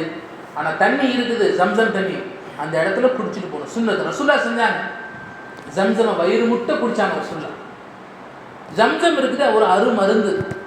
எந்த அளவுக்குன்னா ஒருத்தர் பசிக்காக சாப்பாடுறதுக்கு மேலே தண்ணியை குடிக்கிறார். ஜம்சமை பசி எடுக்காது. ஆச்சரியப்படுவீங்க. நான் 3 நாள் 4 நாள் காபாக்குள்ளே கிடப்பேன். ஒரு தடவை மட்டும் பாத்ரூம், நைட் ஒரு தடவை, பகல் ஒரு தடவை இப்படி போயிட்டு வருவேன். மீதி நேரம் முழுக்க ஜம்சம் குடிச்சிட்டு காபத்துல்லாக்குள்ளே கிடப்பேன். பசியே வராது. ஏன்னா நீயத்து வைக்கும்போது என்ன செஞ்சிருவேன்? இப்படி நீயத்து வச்சு குடிச்சிருவோம். நல்லா பசி எடுக்கக்கூடாது. உள்ளேயே தவாஃப் ஒரு நாளைக்கு 10 20 தவாஃப் செஞ்சுக்கிட்டு வெளியில் வரவே மனசு இருக்காது. காரணம் ஏன்? பசிக்காக ஒரு மனிதர் ஜம்சமை குடித்தால் பசி அடங்கிடும். தாகத்துக்காக குடித்தா தாகம் அடங்கிடும். ஒரு மனிதர் சிஃபாவுக்காக குடிக்கிறார், ஆரோக்கியத்துக்காக. எல்லாம் நோயை நோக்காட நீக்கிறியா, சிரமத்தை நீக்கிறியா, நிச்சயம் அல்லாஹ் அகற்றிடுவான். இங்கே நம்ம மாட்டிக்க போன மாதம் நான் போயிருந்தேன். அப்போ எனக்கு ஒரு சொல்ல முடியாத அளவுக்கு ஒரு பெரிய கஷ்டம். உட்கார கூட முடியாது. அந்த அளவுக்கு வேதனை, வலி, துன்பம், ரத்த வெளியாயிருமோன்னு பயந்துக்கிட்டு இருந்தேன், அழுதுகிட்டு இருந்தேன். அந்த அளவுக்கு சிரமத்தில் இருந்தேன். நான் சென்னையில் ஏர்போர்ட்டில் ஏறும்போது அப்படியே கண்ணெலாம் கலங்குது எனக்கு. இஹ்ராமுடைய ஆடை ரத்தமாயிருமோ, இப்படி உடம்புல இப்படி சிரமம் இருக்குதுன்னு சொல்லி அல்லாட்ட அழுதுகிட்டு இருந்தேன். ஜம்சம் எடுத்து குடித்தேன். இன்னைக்கு வரைக்கும் அவ்வளோ ராகம். போன உடனே என்ன செஞ்சேன்? ஜம்சம் குடிச்சேன். அந்த பயணம் முழுக்க எப்படி போச்சு? 1.5 மாதம் இருந்துட்டு அமல் முடிச்சுட்டு அடுத்தடுத்த குரூப் சமாளித்தவங்க ஒரு சிரமமும் இல்லை. காரணம் ஏன்? நோயை அல்லாஹ்தாலா நீக்கிடும். 4வது, யார் என்ன நியத்தில் குடிக்கிறாரோ அந்த நியத் கபூலியத் ஆகும். மாஉ ஜம்சம் லிமா ஷுரிப லஹா. ரசூலுல்லாஹ் சொன்னாங்க, ஜம்சம் நீங்கள் என்ன நியத்தில் குடிக்கிறீங்க அந்த நியத் கபூலியத் ஆகும். நீங்கள் பாத்ரூம் வரக்கூடாதுங்கிற நியத்தில் ஜம்சமை குடிச்சிங்கன்னா உங்களுக்கு பாத்ரூம் வராது. தண்ணி குடித்தா எல்லா பக்கமும் பாத்ரூம் போகும். ஜம்சம் ஒருத்தர் குடிக்கிறாரு, இன்னும் சை செய்யணும், இன்னும் தொழுகை இருக்குது, திருப்பி தவாஃப் செய்யணும், பாத்ரூம் வராமல் எல்லாம் பாதுகாத்துறியா எல்லாம், ஒழு பிரிஞ்சிடக்கூடாது எல்லாம். அப்படி ஒருத்தர் ஜம்சமை குடிச்சிட்டாருன்னா என்ன ஆயிரும்? ஒழு பிரியாது. பல தடவை நான் செஞ்சுருக்கிறேன். ரூமுக்கு போய் சேர்ற வரைக்கும் எல்லாம் ஒழு பிரியக்கூடாது, ரூம் போய் சேர்ற வரைக்கும் ஒழு பிரியவே பிரியாது. அந்த அளவுக்கு அல்லாஹ் என்ன செஞ்சான்? ஜம்சம்னு ஒரு அருமருந்தாக வச்சிருக்கேன். அங்கே இருக்கக்கூடிய காலமெல்லாம் ஜம்சம் குடிக்கணும். ஒரு டப்பா ஒன்று வச்சுக்கணும், பிடிச்சி என்ன செஞ்சுக்கணும், ஜம்சம் உள்ளே தான் கிடைக்கும். நாட் கோல்டுன்னு ப்ளூ கலரில் எழுதியிருக்கும், அந்த ஜம்சமை மட்டும்தான் குடிக்கணும். இங்கேருந்தே என்ன செஞ்சுக்கணும், உடல் அதுக்கு தகுந்தாப்புல, அமலுக்கு தகுந்தாப்புல வலுப்படுத்திட்டு போகணும். இப்போ ஜம்சம் குடிச்சு முடிச்சோன்னா நேராக சஃபாவுடைய மலை. சஃபாவுடைய மலைக்கு ஒரு சின்ன குன்று தான், சின்ன மலையாக இருக்கும். அதில் ஏறணும். ஏறும்போது ரசூல்லா ஒரு ஆயத்தை ஒன்று ஓதுனாங்க சத்தமாக. உங்களுக்கு இந்த கிதாபில் அது தரப்படும். இன்ன சஃபா வல் மர்வத்த மின் ஷஆயிரில்லாஹ். இன்ன சஃபா வல் மர்வத்த மின் ஷஆயிரில்லாஹ். ஒரு 7 வார்த்தை தான். இந்த ஆயத்தை ஓதிக்கிட்டே ரசூல்லா ஏறினாங்க. ஏறிட்டு 4வது கலிமா சத்தம் ஓதுனாங்க. லா இலாஹ இல்லல்லாஹு வஹ்தஹு லா ஷரீக லஹு லஹுல் முல்கு வ லஹுல் ஹம்து வ ஹுவ அலா குல்லி ஷைஇன் கதீர். நீங்களும் மனப்பாடம் பண்ணிக்கங்க, உங்களுக்கு நாம அங்கே சொல்லியும் தருவோம் இன்ஷா அல்லாஹ். சரிங்களா? பயப்பட வேண்டாம், எனக்கு தெரியுமோ மறந்துடுவோமோ விட்டுருவோமோ பயப்பட வேண்டாம். இங்கேயே மனப்பாடம் பண்ணிட்டு வாங்க. உங்களுக்கு அங்கே உங்களுக்கு ஒவ்வொரு இடத்துலையும் வழிகாட்டியும் கூட இருந்து உங்களுக்கு வழிகாட்டுவோம் இன்ஷா அல்லாஹ். அப்படி 4வது கலிமா ஓதிட்டு காபாவை பார்த்து ரசூலுல்லாஹ் துவா செஞ்சாங்க, சுன்னத். அந்த துவாவை செஞ்சுட்டு உம்ராவுடைய தொங்கோட்டம் ஓடையெல்லாம் நான் நியத்து வைக்கிறேன், எனக்கு லேசாக்கிட்டாயா எல்லாம் அப்படின்னு உம்ராவுடைய தொங்கோட்டத்தை ஆரம்பிக்கிறேன். சஃபாலேருந்து ஆரம்பித்து மருவா கரெக்டாக 490 மீட்டர், அது 1/2 கிலோமீட்டர். சஃபாலேருந்து மருவா 1/2 கிலோமீட்டர். நல்லா விளங்கி கொள்ளணும். அன்றைய காலகட்டம் ஹாஜிரா அம்மையார் 5000 வருஷத்துக்கு முன்னாடி தொங்கோட்டம் எப்படி ஓடுனாங்கிற நினைவு நமக்கு வரணும்.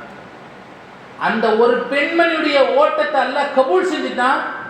எல்லா நபிமார்களையும் ஓட விட்டான், ரசூலுல்லாவையும் ஓட விட்டான், சஹாபாக்களையும் ஓட விட்டான், நம்மளையும் ஓட விட்டான்.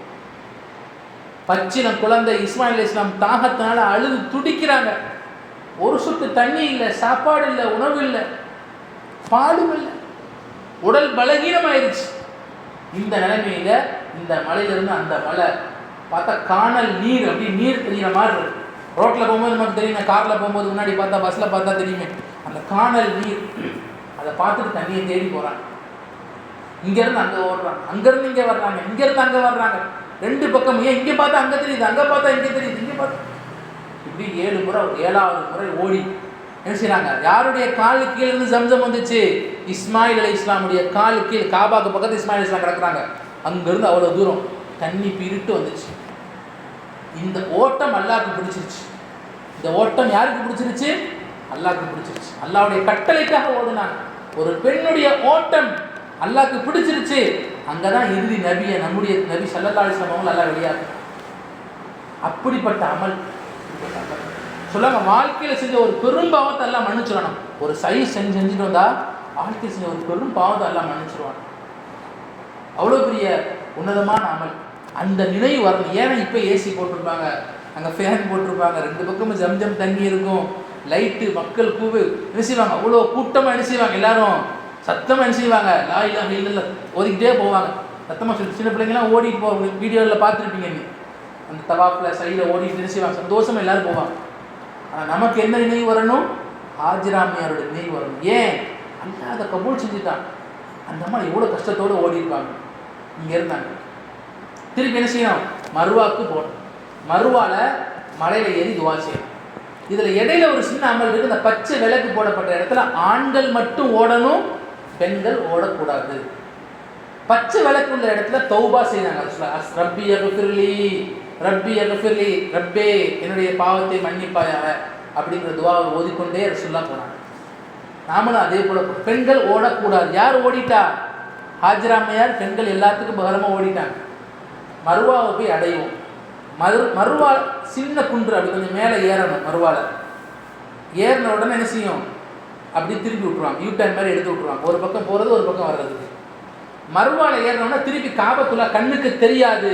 ஆனால் அங்கே நின்று ரசூலுல்லாஹ் ஒரு சின்ன துவா செஞ்சாங்க. சின்ன துவா செஞ்சாங்க, ரொம்ப பெருசாக சின்ன துவா செஞ்சாங்க. இப்ராஹிம் அலைஹிஸ்ஸலாம் நின்று துவா செஞ்ச இடமா மருவாவுடைய மலை. மருவாவுடைய மலை இப்ராஹிம் அலைஹிஸ்ஸலாம் துவா செஞ்ச இடம். இந்த 2 துவா தான் ரசூலுல்லாஹ் நின்று செஞ்ச இடம், சத்தமாக ஓதுன இடம். மீதி எதுவுமே ரசூலுல்லாஹ் சத்தமாகவே ஓதலை, சும்மா அப்படின்னு நடக்க ஆரம்பிச்சிட்டாங்க. வருவாங்க. மருவாலேருந்து அப்படியே திருப்பி சஃபாக்கு வந்தாங்க. சஃபாக்கு வந்து திருப்பி என்ன செஞ்சாங்க, மருவாக்கு போனாங்க. திருப்பி என்ன செஞ்சாங்க, மருவாலேருந்து சஃபாக்கு வந்தாங்க. திருப்பி சஃபாலேருந்து மருவாக்கு போயிட்டாங்க. திருப்பி மருவாலேருந்து சஃபாக்கு வந்தாங்க. திருப்பி சஃபாலேருந்து மருவாக்கு போயிட்டாங்க. சஃபால ஆரம்பித்து மருவால முடித்தா 1, மருவால ஆரம்பித்து திருப்பி சஃபால முடித்தா 2.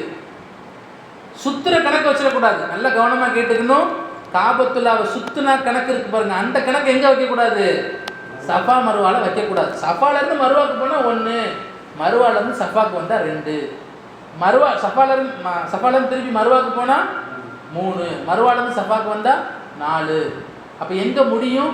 சஃபால ஆரம்பிப்போம், மருவால முடியும். சஃபால ஆரம்பிப்போம், மருவால முடியும். மருவால முடிஞ்ச உடனே 3 அமல் முடிஞ்சிருச்சு. அடுத்து தலைமுடி கட் பண்ணணும். பெண்கள் ஓரமாக ஒரு பகுதி அப்படி என்ன செய்யணும்? கட் பண்ணிக்கணும். பெண்கள் தங்களுடைய முழு கூந்தல்ல இருந்து எடுத்து கட் பண்ணலாம். இல்லை சைடு முடியில இருந்தும் ஒரு முடி கொஞ்சோண்டு ஒரு முடியை எடுத்து என்ன செய்யலாம்?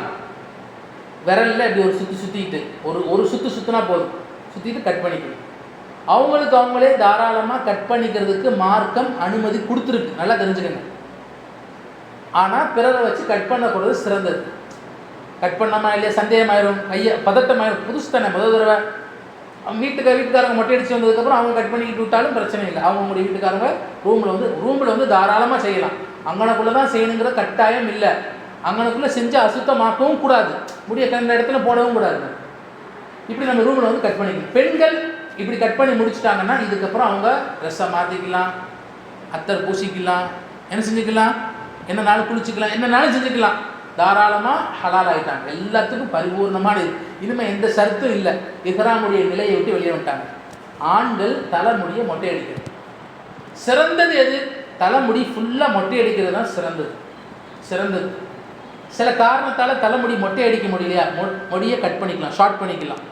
எல்லா பக்கமும் ஷார்ட் பண்ணணும். ஒரு பக்கம் மட்டும் இப்படி பண்ணக்கூடாது, முன்னாடி மட்டும் பண்ணக்கூடாது. ஆண்கள் தலைமுடி ஃபுல்லாக கொஞ்சம் எல்லா பக்கமும் 5-6 பக்கம் 7 பக்கம் அப்படி செய்யணும், ஒரே சமமாக ஷார்ட்.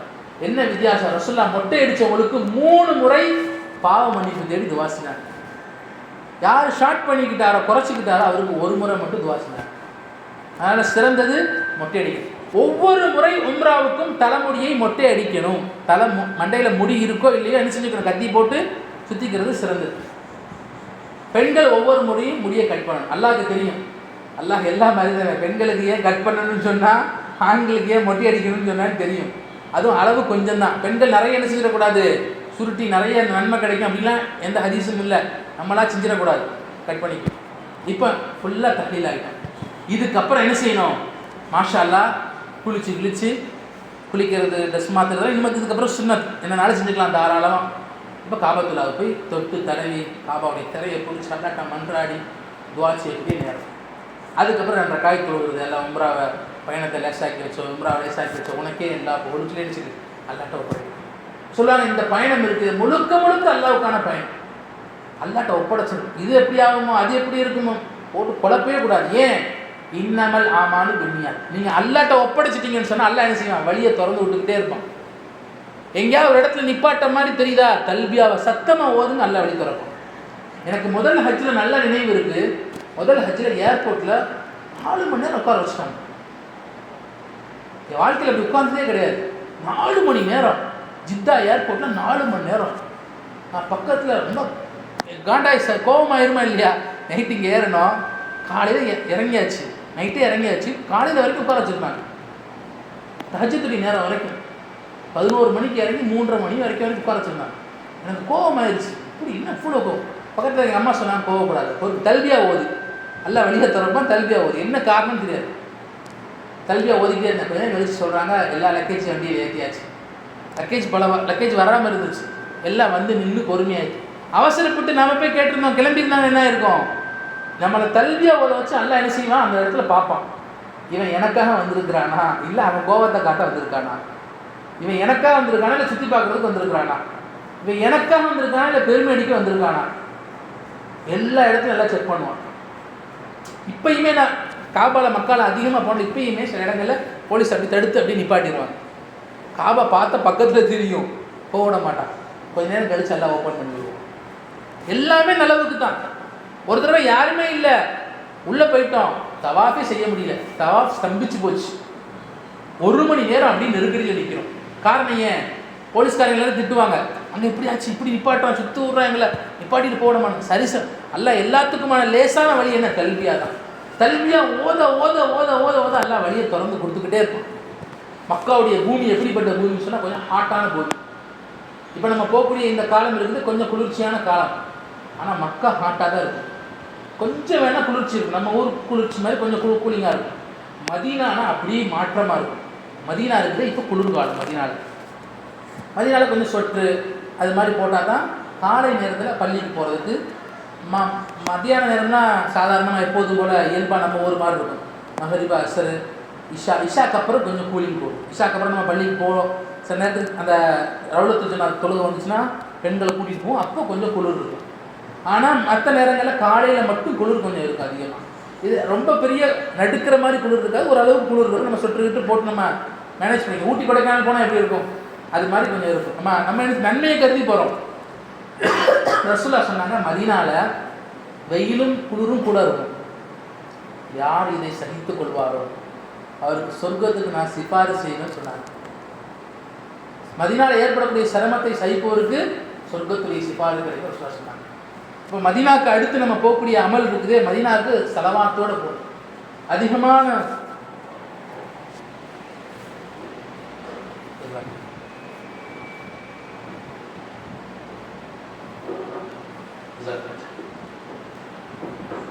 அதிகமான ஸலவாத்துக்களை இங்கிருந்து என்ன செய்யணும்?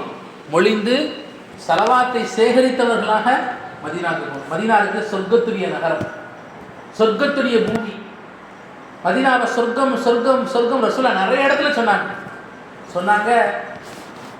என்னுடைய வீட்டுக்கும் என்னுடைய மெம்பர் படிக்கட்டு இருக்கிற ரசூலுல்லாஹ் பயான் செய்வாங்களே அந்த இடத்த காட்டி சொன்னாங்க, இது எல்லாம் சொர்க்கம் சொன்னாங்க. இதுக்கு இடைப்பட்ட பகுதி ரவுலத்துல் ஜன்னா, சொர்க்கத்துடைய தோட்டம் சொன்னாங்க. ரசூலுல்லாஹ் என்ன சொன்னாங்க? யார் எனக்கு வந்து சலாம் சொல்லுவாரோ நான் அவருக்கு சாட்சியாக ஆயிடுவேன், சாட்சி சொல்லுவேன் மூமின்னு சொல்லி, அவருக்கு நான் சொர்க்கத்துக்கு சிபாரிசு செய்வேன்னு சொன்னாங்க. ஆனால் அவருக்கு வேறு எந்த நோக்கம் இருக்கக்கூடாது. அதனால் நான் மதீனாவுக்கு போகும்போதே சொல்லிடுவேன், அது வாங்கணும், இது வாங்கணும், இதை பார்க்கணும், அதை பார்க்கணும், எந்த எண்ணமும் வச்சிடக்கூடாது. மக்கள் இருக்காங்களே இங்கேருந்து நிறைய விஷயங்கள் சொல்லி அனுப்புவாங்க, அதெல்லாம் காதில் வாங்கிக்காதீங்க. அல்லாவுக்காக போகிறேன், ரசூலுக்காக போகிறேன். உலகம் வேறு எங்கேனாலும் கிடைக்கும், ஆனால் அல்லாஹ் ரசூலும் கிடைக்கக்கூடிய இடம் எது? மக்காவும் மதீனாவும் தான். அதான் என்னுடைய முதல் நோக்கம் அப்படின்னு வச்சிருந்தோம். பெண்களுக்குள்ள சொல்லுவாங்க, அங்கே நகை வாங்கினா சீப்பா, ரொம்ப கம்மியாக இருக்குமா, அப்படியா இருக்குமா, இப்படியா, இதெல்லாம் மனசில் போட்டுக்காதீங்க. ஏமாத்து வேலைகள் நிறைய நடக்குது. இதை வச்சு அல்லாஹ் பாதுகாக்கணும். நமக்கு நோக்கம் எது? அல்லாஹ் ரசூலை அடைவது. அல்லாஹ் ரசூல் கிடைச்சா எல்லாம் கிடைச்சிடும். ஒரு அரசர் சொன்னாராம், நான் உங்களுக்கு ஒரு சந்தர்ப்பம் தர்றேன், என்னுடைய இந்த அரசாட்சியில் எதுனாலும் நீங்கள் எடுத்துக்கங்க அப்படின்னாராம். ஒவ்வொருத்தரும் ஒன்று போய் எடுத்தாங்களாம்.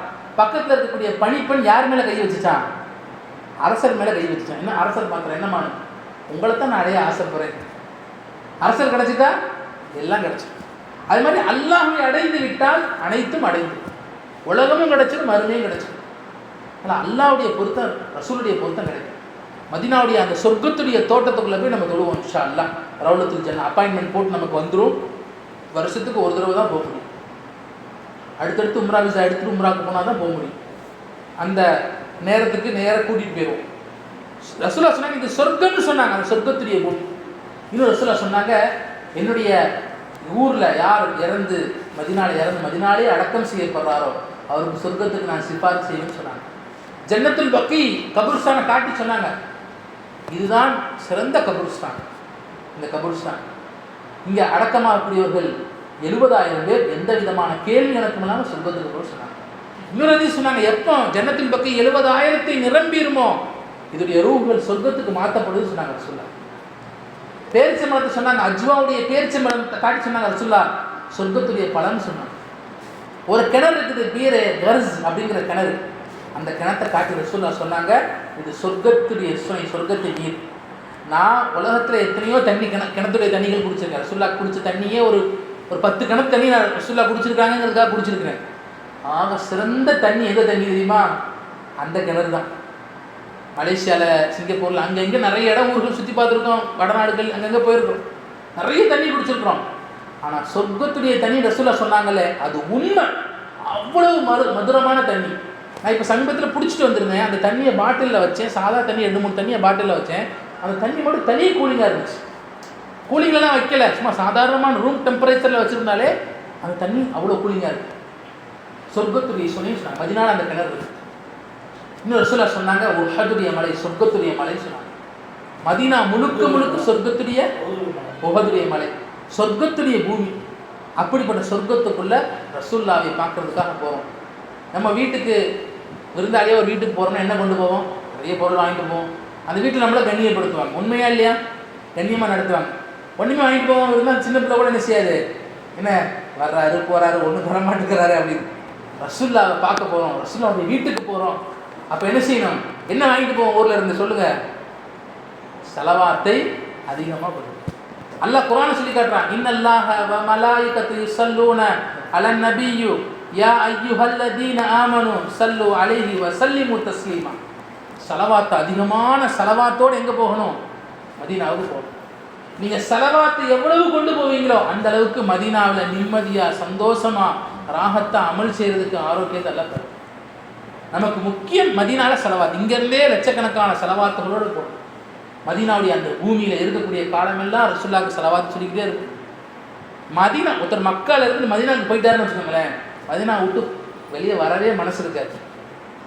எந்த அளவுக்குன்னா, நான்லாம் முதல் தடவை போயிட்டு அப்போ எங்கள் வீட்டம்மா மாதமாக இருந்தாங்க, குழந்தை இருந்துச்சு வயிற்றுல. பிள்ளைக்கு மதீனான்னு பேர் வச்சுருவோமான்னு நினச்சேன். அந்த அளவுக்கு சந்தோஷம். அந்த அளவுக்கு பிள்ளைக்கு கடைசியில் முனவரான்னு பேர் வச்சோம். காரணம் ஏன்? அவ்வளோ மகிழ்ச்சி மதீனாவில். மதீனாவில் திரும்புகிற திசையெல்லாம் வித்தியாசமாக இருக்கும். அந்த கொடையை பார்த்தா அற்புதமாக இருக்கும்.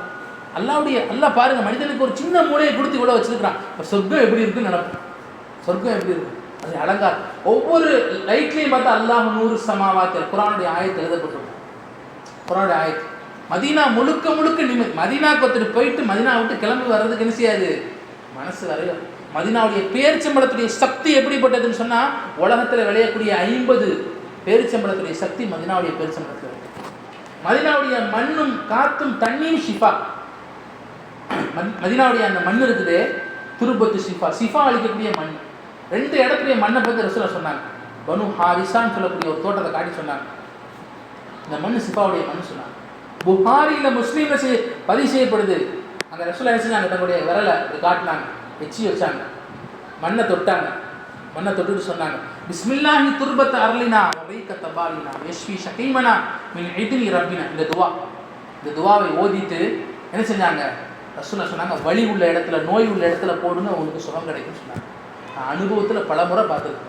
ரசூலுல்லாஹ்வுடைய வார்த்தை பொய்யாக, சாதிக்குல் அமீன், எக்காரணத்தை கொண்டு வாழ்க்கையில் பொய்யே சொன்னதில்லை. ரசூலுல்லாஹ் சதக்கத்தை உண்மை மட்டும்தான் பேசினாங்க. அவ்வளவு ஷிஃபா. ஆப்ரேஷன் பண்ணாதான் இந்த கட்டியை அகற்ற முடியும்னு சொன்னாது. கட்டியுமே ஒன்றுமில்லாமல் போச்சு. ஒரு 7 நாள். அவ்வளோ பெரிய ஷிஃபாவுடைய பூமி மதீனாவுடைய பூமி. மதீனாவுக்கு ரசூலுல்லாஹ் உள்ள நுழைந்தாங்கன்னு சொன்னால் அப்படி கைகளை உயர்த்துவாங்க. வெளியிலேருந்து மதீனாவுக்குள்ள வந்த சாரத்தை அப்படியே உயர்த்துவாங்க. ஷிஃபாவுடைய மண், ஷிஃபாவுடைய தூசி என் மேலே பட வேணாமான்னு சொல்லுவாங்க. சாபாக்கள் ஏன் செய்றீங்கன்னு கேட்டால் அப்படி சொல்லுவாங்க. ரசூலுல்லாஹ் மதீனாவை நேசித்தாங்க, மதீனா வாசிகளை நேசித்தாங்க. மதீனா வாசிகிட்ட தர்க்கம் செய்யாதீங்க, சண்டை போடாதீங்க, அவங்கள்ட்ட விலை பேசி தர்க்கம் பண்ணி ஜாமான் வாங்காதீங்க. பிடிச்சா வாங்க, இல்லைன்னா அடுத்த இடத்துக்கு போயிடும். மதீனாக்காரங்களோட அன்பா முகப்பத்தான் நடங்க. மதீனாவில் இருக்கிறதே கஷ்டம், சிரமம். ஏன்? வெயிலும் கூட இருக்கும், குளிரும் கூட இருக்கும். இப்போ அவங்கள்ட்ட போய் நீங்கள் என்ன செய்யாதீங்க? சண்டை போட்டு தர்க்கம் பண்ணாதீங்க. மதீனாவில் இருக்கிறது எனக்காக இருக்கிறாங்க, என்னுடைய முகப்பத்தில் இருக்கிறாங்க. நம்ம போகிறோம் யாருக்காக? யாருடைய முகப்பத்தில் போகிறோம்? ரசூலுல்லாஹ்வுடைய முகப்பத்தில் போகிறோம். அப்படிப்பட்ட மதீனாவுடைய ஜியாரத். மதீனாவில் நிறைய இடங்கள், முக்கியமான இடங்கள் இருக்குது. அதுக்கு இன்ஷா அல்லாஹ் உங்களுக்கு ஜியாரத்துக்கு அழைச்சிட்டு போவோம். மஸ்ஜித் கூபா இஸ்லாத்தில் முதலாவது கட்டப்பட்ட பள்ளி. கட்டப்பட்ட அங்கே போய் தொழுதாலே உம்ரா முடிச்ச நன்மைன்னு ரசூலுல்லாஹ் சொன்னாங்க. அவ்வளோ சிறப்பு வாய்ந்த பள்ளி. மஸ்ஜித் கிப்லத்தைன் 2 கிப்லாவுடைய பள்ளி. உஹதுடைய அந்த மலை, உஹதுடைய போர் நடந்த இடங்கள், இதெல்லாம் மிக முக்கியமான இடங்கள். இப்போ அல்ஹம்துலில்லாஹ் மாஷா அல்லாஹ் உங்களுக்கு மக்கா, மதீனா, உம்ரா விளக்கமாக பேசப்பட்டுச்சு. அடுத்து சில முக்கியமான குறிப்பான விஷயங்கள் இன்ஷா அல்லாஹ் உங்களுக்கு சொல்லப்படும். ரொம்ப கவனமாக கேட்டுக்கணும். பயணங்களில் ஒற்றுமையாக ஒன்றா சேர்ந்து இருக்கணும். உங்களுக்கு அமீர் யாருன்னு சொல்லப்படுதோ அந்த அமீருடைய தலைமையில் என்ன செய்யணும்? மொத்த பயணத்தையும் அமைச்சுக்கணும். நம்முடைய சிந்தனைக்கு, நம்முடைய கருத்துக்கு எனக்கு பல விஷயங்கள் தெரியும், அதெல்லாம் நம்ம என்ன செய்யக்கூடாது? போட்டு குழப்பக்கூடாது. அல்லாஹ்ட்ட ஒப்படைச்சிட்டோம், அல்லாஹ் நமக்கு வழியை திறந்து கொடுப்பான். உண்மையை சொல்லணும்னா யார் பதட்டத்திலே இருப்பாங்களோ அல்லாஹ் அவங்கள குழப்பத்திலே வச்சுருப்பான். யார் அல்லாட்ட ஒப்படைப்பார்களோ அல்லாஹ் என்ன செய்வான், வழியை திறந்து விட்டு. இன்னமல் ஆமானு பின்னியார், உங்களுடைய எண்ணத்தை பொறுத்து உங்களுடைய செயல்கள் அமையும். நம்மளுடைய ஏற்பாடு எல்லாம் என்ன செஞ்சிட்டோம், கொடுத்துட்டோம், ஒப்படைச்சிட்டோம். இனிமா அல்லாட்டா துவா செய்ய வேண்டியது, எல்லாம் எங்களுடைய பயணத்தை லேசாக்கு, சிறப்பாக்கு. இந்த உம்ராவுடைய பயணத்தை எங்களுடைய வாழ்க்கையில் என்ன செய்யும் சொன்னால் எல்லா விதமான நலவுகள், கயிறுகள், வரக்கத்துகள் அடையக்கூடிய பயணமாக்கும் துவா செஞ்சுக்கிட்டே இருக்கும். அடுத்த விஷயம், ஆண்களும் சரி பெண்களும் சரி நடந்து பழகுங்க. ஏன்னு சொன்னால் இந்த அமல் முழுக்க முழுக்க நடை, உடல், உள்ளம், பணம் எல்லாம் சம்மந்தப்படுது. தொழுகைக்கு பணம் காசு தேவையில்லை, தொழுகைக்கு பெரிய தண்டால் எடுக்குங்கிறதெல்லாம் கிடையாது. ஆனால் உம்ராவுக்கு ஹஜ்ஜுக்கு என்ன வேணும், நட ரொம்ப அவசியம். நான் இந்த வருஷம் ஹஜ்ஜில் இருந்தேன், ஒரே நாளில் 42 கிலோமீட்டர். ஏன் 42 கிலோமீட்டர் நடை ரொம்ப அவசியம், ரொம்ப அவசியம். அதனால் வாலிபத்தில் நல்ல அமலுக்கு முந்தி கொள்ளுங்க. வயசானவங்க செய்யணும் தான், வயசானவங்க போட்டி போட்டு செய்யணும். இன்னும் அல்லா கொடுத்த பாக்கியங்கள்லாம் எனக்கு கொடுத்துருக்கானே செய்யணும், வயசில் முந்திக்கணும். அப்போ என்ன செய்யணும், அல்லாட்ட இந்த பாக்கியம் நடந்து பழகணும். கொஞ்சம் ஊரில் என்ன செய்யணும், சாதாரண செப்பல் போட்டு, ஏன்னா அந்த நேரத்தில் செப்பல் மாட்டோன்னா செப்பல் கடிக்குது, செப்பல் இது பண்ணுதுன்னு நம்ம இது பண்ணக்கூடாது. சாதாரண செப்பல் போட்டு ஊரில் என்ன செய்யணும், வீட்டில் காலையில் அரை மணி நேரம், சாயங்காலம் அரை மணி நேரம் வீட்டுக்குள்ளேயே பெண்கள் நடங்க, மாடியில் நடங்க, இல்லை வீட்டுக்குள்ளேயே நடங்க. ஆண்கள் வெளியே என்ன செய்யுங்க, ஒரு ரவுண்ட் போயிட்டு வாங்க. அப்படி என்ன செய்யுங்க, நடந்து கொஞ்சம் உடலை அதுக்கு தகுந்த சத்தான ஐட்டங்கள் சாப்பிடும். சும்மா கண்டது வெளியே சாப்பிட்றோம். சத்தான பழ ஜூஸ், தேன், பேரிச்சம்பழங்கள், இது மாதிரி சத்தான ஐட்டங்கள் நம்முடைய வயிற்றுக்கு உபாதை இல்லாத அளவுக்கு எடுத்துக்கணும். ஏன்னா யாருக்கு எப்படிங்கிறத அதை பார்த்து அனுசரித்து எடுத்துக்கணும். ஆட்டுக்கால் சூப்பு, இது மாதிரி நல்ல ஹெல்த்தான ஐட்டங்கள் சாப்பிடுங்க. இப்போ எங்கள் பிள்ளைகளுக்கு ஊட்டி விடும்போது சொல்லி ஊட்டி விடுவோம், இது ஹஜ்ஜு செய்யணும் தான், நடந்து ஹஜ்ஜு செய்யணும். நீ ரசூலுல்லாஹ்வுடைய பேர பிள்ளைகள் ஹசன், ஹுசைன் 25 ஹஜ்ஜு நடந்தே செஞ்சாங்க, 25 ஹஜ்ஜு. இப்போ நம்ம என்ன செய்யணும், அவங்களாம் எவ்வளோ பெரிய பாக்கியமானவங்க. அவங்க ஏடி வச்சாலே எட்டுமா, அவங்களுடைய குதிரையுடைய தூசிக்கு பெருமானமெல்லாம் அப்படி அல்லாவுடைய நெருக்கத்தில் பொருத்தத்தில் இருந்தாங்க. அப்போ நம்ம என்ன செய்யணும் சொன்னால் நம்முடைய சாப்பாடு சக்திகள் அப்படி ஆகிடும். அது மாதிரி உங்களுக்கு இன்ஸ்ட்ரக்ஷன் என்ன கொடுக்குறாங்களோ குரூப்பில், இன்ஷா அல்லாஹ் உங்களுக்கு பயான் வச்சாச்சு. இப்போ அடுத்து நம்ம உங்களுக்கு குரூப்பில் இன்ஸ்ட்ரக்ஷன் கொடுப்போம். என்னென்ன ஜாமான் எடுத்துகிட்டு வரணும், என்னென்ன ஜாமான் எடுத்துகிட்டு வரக்கூடாது, என்னென்ன ஜாமான் என்னென்ன பேக்கில் வைக்கணும், எதை வந்து ஹேண்ட்பேக்கில் வைக்கணும், எதை மெயின் லக்கேஜில் வைக்கணும், எத்தனை கிலோ லக்கேஜ், இது எல்லாம் உங்களுக்கு வாட்ஸ்அப்பில் வந்துக்கிட்டே இருக்கும். அப்பப்போ அப்டேட் பண்ணி கேட்டுக்கணும்.